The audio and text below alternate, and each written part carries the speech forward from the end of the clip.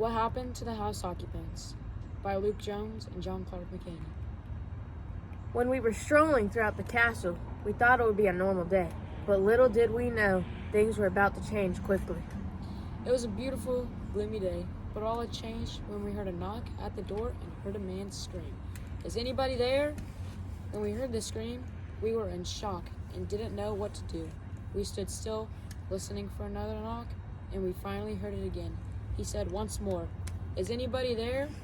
Once we heard that, we were confused. So we went to the top of the castle and looked over the terrace. Once we looked over, we saw the traveler with his horse was champing on the grass.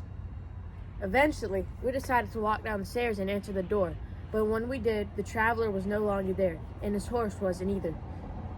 In confusion, we looked at each other. We were thinking, just thinking, what in the world was that man doing at our house? Could he have gotten the wrong house? And how did he coincidentally decide to leave right as we were walking down the stairs to answer the door? We stood there pondering these questions. Why? Just why? It seemed so odd to us that this traveler showed up to our house, considering we rarely get any visitors, especially on a day like this.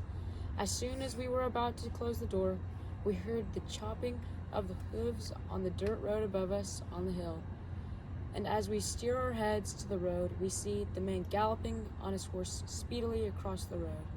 How could we have not noticed? We think it's because our heads were running so much of confusion that we never seemed to realize that the man was right there, trotting away on his horse. In conclusion, we didn't ever find out who the man was and why he was out here banging on our door on this type of day. I guess it will be an unsolved mystery for the rest of our lives, or maybe not. Bang, bang, bang! Is anybody there?